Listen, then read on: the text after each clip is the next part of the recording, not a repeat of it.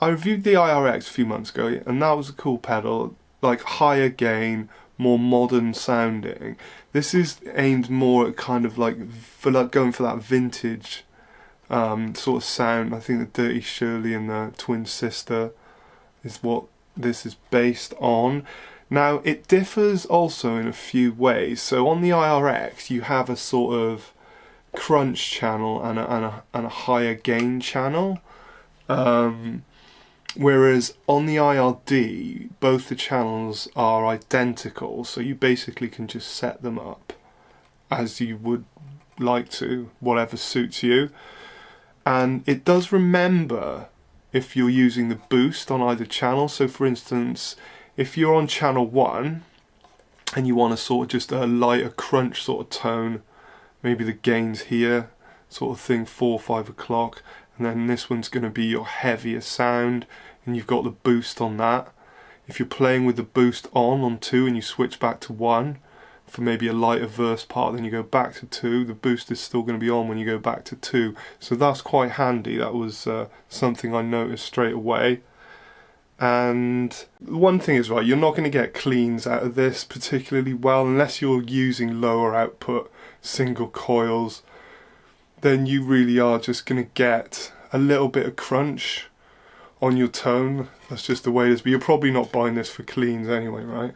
I was just running it direct from the balanced out into my interface for all the recording and bypassing the IRs. So I was using York Audio V30 IRs on the track that I did at the start of the video. Now, a few nitpicky things I'm not a fan of, and they're not important, they're just, I guess, niggles and annoyances.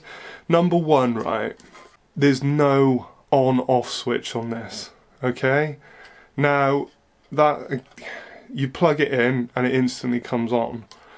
So that's a little bit annoying for me. So the Laney loud pedals, you know, the Tom Quayle, Lionheart, the Martin Miller, Ironheart, and the Billy Corgan Super Grace pedals, they all have on-off switches, right? So that is something that can be incorporated evidently into these smaller pedals. Another bit of a gripe is it's using a really old USB type A connector that you might see from a printer like 25 years ago.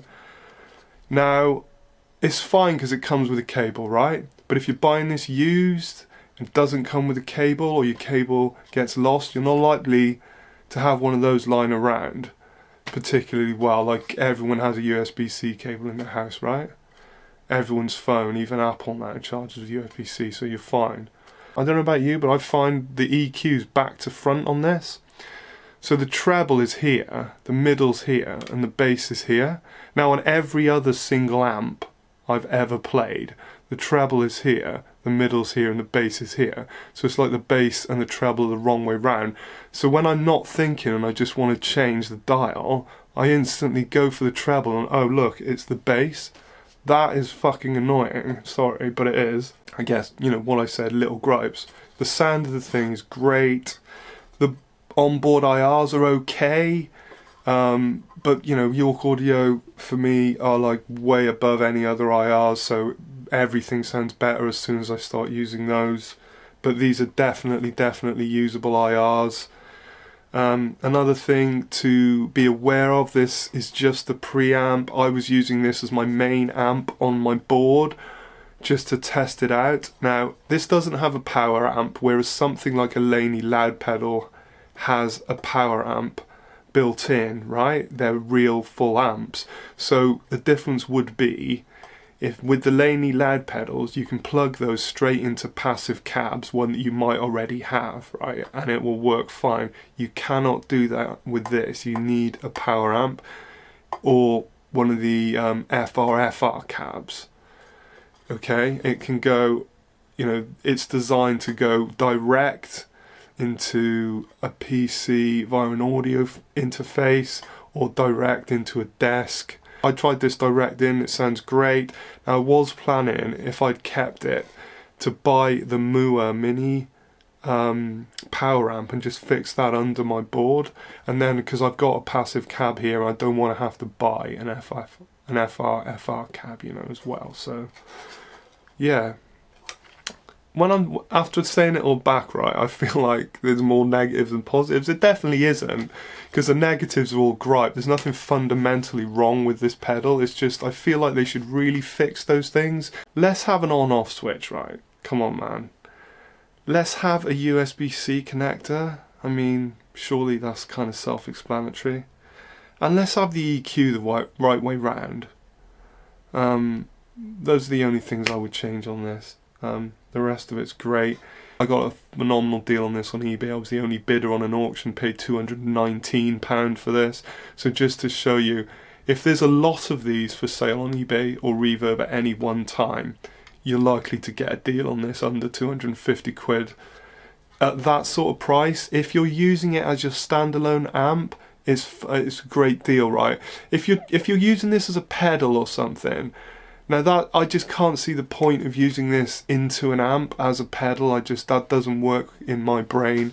I bought this as a recording unit. Now, as a recording unit, direct in, maybe to complement something like if you use neural plugins or any other sort of plugins, and you want something with a bit of more feel and realism to it, a bit organic, you know, and you're constantly recording, then, you know, you could blend the two together. You could record one track with the Neural DSP plugin and then record the other track with this, and it gives it a more organic feel then. You know, as a recording tool, it's a great thing. As an amp, you know, a preamp, if you add a small power amp pedal or go direct in, again, to a PA, it's a great thing. Using it as an actual pedal in front of an amp, I didn't try that. It's not what I would instantly think it would be for, so yeah. But obviously as a recording tool, really, really useful. And also as an amp, really, really useful if you want a small rig and you don't want to lug a big amp around. You know, it's great for that as well. So there you go, right?